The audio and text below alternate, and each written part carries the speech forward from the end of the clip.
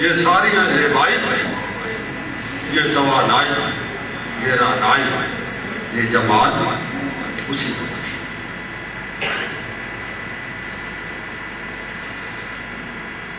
جب اس کی رحمت جوش میں آیا، اس نے یہ پہاڑوں کی ساری خوبصورتی، پھولوں کی ساری مہک، ستاروں کی ساری چمک، چاند کی ساری نورانیت، سورج کی ساری شعاعیں، اس نے بہترین ہوائیں، اس نے زمین و آسمان کے جال کو جب اکٹھا کیا، اس نے ساری جنت کی زیبائی اور رنائی کو جب اس نے یکجا کیا تو ساری کائنات کے حسن کو اس نے ایک طرف رکھا اور اس سے محمد اور رسول اللہ کو تخلیق کرا۔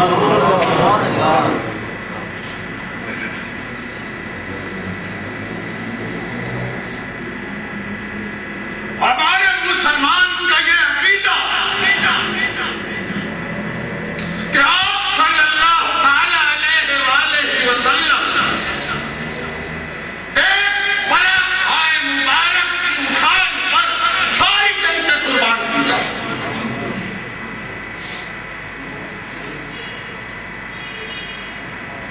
آپ صلی اللہ تعالی علیہ وآلہ وسلم کے لمحہ مبارک کی ایک مسکان پر سارے سورج کی روشنائیاں اور چاند کی چاندنیاں باری نیاری کی جا سکتی۔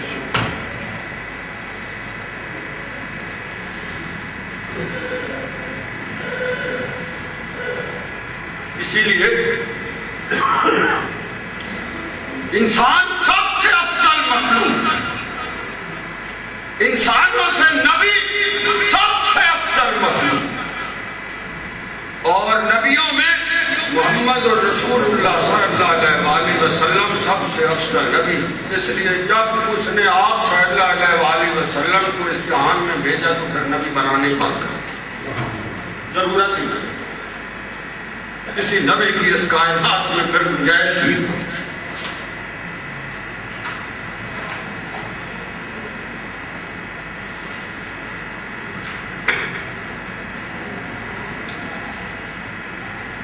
سورج کو اس نے روشنیوں کا وہ عجیب و غریب نظام بخشا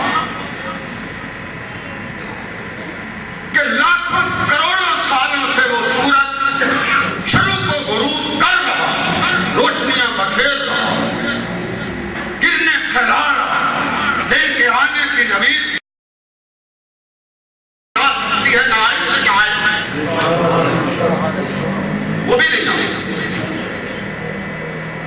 سورج سے اس نے رانائی نہیں چھینی، چاند سے چاندنی واپس نہیں لی، ستاروں کو جھلملا کے واپس نہیں لی، ہواؤں سے ٹھنڈے جھونکے واپس نہیں لیے، اس نے سبزے سے ہریالی واپس نہیں لی، اس نے پھلدار درختوں سے ذائقے واپس نہیں لیے، تو محمد رسول اللہ کو فیضان نبوت دے کر واپس کیوں لے گا؟ وہ بھی قائم ہے۔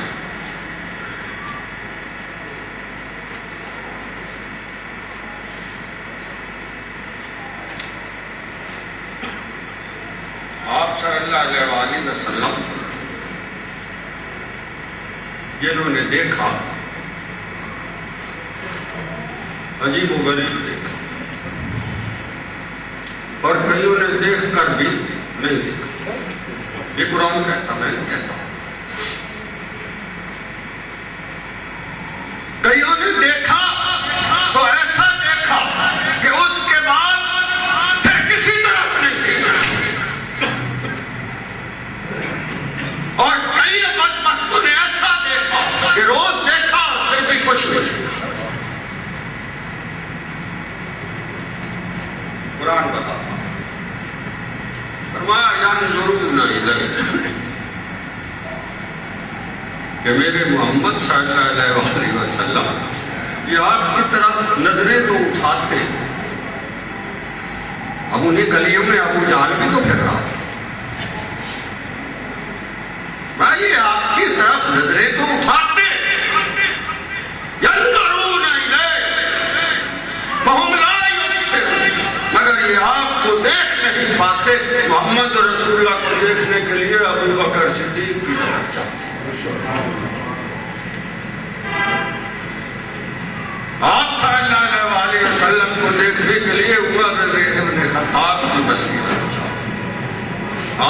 اللہ علیہ وآلہ وسلم کو دیکھنے کے لیے عثمان ذی النورین کے حیا کی قرآنیت چاہیے، حیدر کرار رضی اللہ تعالیٰ عنہ کی شجاعت اور بصیرت و بصارت چاہیے۔ آج آپ صلی اللہ تعالیٰ علیہ وآلہ وسلم کی نبوت کے خزانوں میں سے اپنا دامن بھرنے کے لیے ایک خاص مزاج اور طبیعت اور انس چاہیے، ورنہ وہ کیف و سرور نہیں ملے گا۔ کہاں سے ملتا ہے؟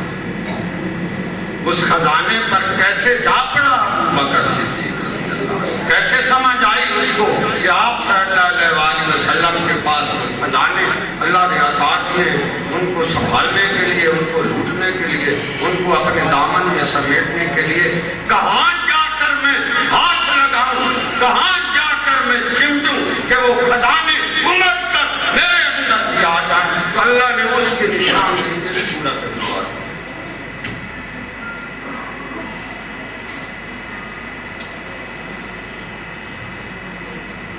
الحمدللہ ہم سارے کلمہ، ہمیں سب کو دعویٰ ہے۔ اللہ تو کہاں؟ بخاری شریف کی حدیث فرمایا، اے موسیٰ میں تیرے آگے، میں تیرے پیچھے ہوں، میں تیرے دائیں ہوں، میں تیرے بائیں ہوں، میں تیرے ساتھ ہوں، میں تیرے اوپر ہوں، تیرے ارد گرد اس وقت میں ہوں۔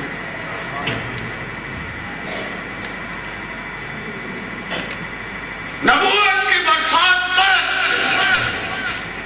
موسیٰ علیہ السلام کلیم اللہ بن گئے، نبوت کی بشارت ہو گئی، براہ راست بات ہو گئی، تجلیات ذات ربانی میں وہ وادی نہا گئی، معطل ہو گئی، مگر سب کے باوجود، نبی ہونے کے باوجود، کلیم اللہ کہلانے کے باوجود، اللہ سے ہم کلام ہونے کے باوجود، جب اپنی بولنے کی باری آئی تو فرمایا رب اشرح لی صدری، یہ سینہ ذرا میرا۔ وہ نبی تو بن گئے میرے موسیٰ، کلیم اللہ بھی ہو گئے، میرے ساتھ ہم کلام بھی ہو گئے، اس کے باوجود وہ موسیٰ کلیم اللہ کہتا ہے اے اللہ میرا سینہ کھول۔ یہاں کوئی خزانہ ہے ایسا عجیب؟ ارے یہ وہ خزانہ جس کی نشان